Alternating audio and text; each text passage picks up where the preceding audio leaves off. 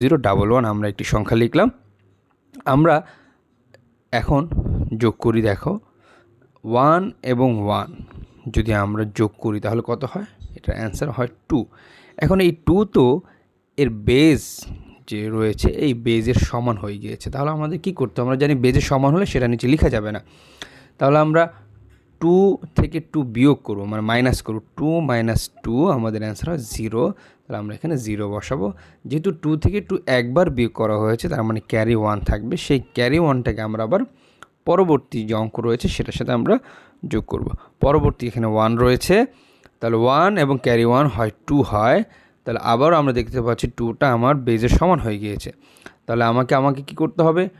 আবারও 2 মাইনাস 2 বিয়োগ করতে হবে। আমাদের অ্যান্সার 0 আসে, আমরা এখানে 0 বসিয়ে দিলাম। 0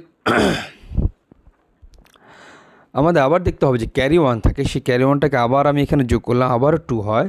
তাহলে 2 মাইনাস 2 আমার আবারও 0 হবে, সেই 0 আমি বসিয়ে দিলাম।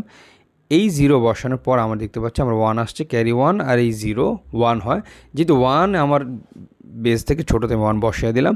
আবারও 1 এবং 1 যোগ করলে 2 হলো, 2 মাইনাস 2 আমি 0 বসাই দিলাম। ক্যারি 1 থাকে, যেহেতু একবার বিয়োগ করা হয়েছে তাই ক্যারি 1 আছে, ক্যারি 1টা আমি এখানে বসাই দিলাম। এভাবেই মূলত আমার এই অ্যান্সারটি হয়ে গেল। দেখুন, আমি একই নিয়ম ফলো করেছি দুইটার ক্ষেত্রেই, যে আমি যেই দুইটা অঙ্কের যে যোগফল হবে সেই যোগফলটা যদি আমার বেস থেকে বড় হয় কিংবা সমান হয় তাহলে আমাকে বিয়োগ করতে হবে, মানে ওই দুইটা যোগফল থেকে বেসকে বিয়োগ করতে হবে। আর যদি বেসের সাথে ছোটো হয় তাহলে আমি বসিয়ে দেবো। আমরা এইভাবে করে ফেললেই আমাদের অঙ্কগুলো খুব সহজেই আমরা করতে পারবো। চলুন আমরা আরেকটা দেখি। আমরা আরেকটা বাইনারি যোগ দেখি। আমরা দেখতে পাচ্ছি আবার এখানে 1 এবং 1 2 আমার এই বেস থেকে বেসের সমান, তাই 2 মাইনাস 2 আমি করলাম, 0 আসলো। ক্যারি 1 থেকে ক্যারি 1টাকে আমি আবার 1 প্লাস 1 2 হয়, 2 মাইনাস 2 অর্থাৎ যোগফল থেকে আমি বেসকে বিয়োগ করলাম, 0 আসে। ক্যারি 1 থেকে ক্যারি 1 যখন এখানে আসলো, ক্যারি 1 এবং 1 2 এবং আগে উপরে 1 3 হয়, তাহলে 3 মাইনাস 2 এর অ্যান্সার হচ্ছে 1। এবং এখানে ক্যারি 1 থেকে ক্যারি 1 আবার এখানে আসলো, 2 মাইনাস 2 0 হয়, এবং ক্যারি 1 থেকে ক্যারি 1টাকে আমরা সর্বভাবে বসিয়ে দিলাম। এভাবেই আমরা বাইনারি অঙ্কগুলো শেষ করলাম।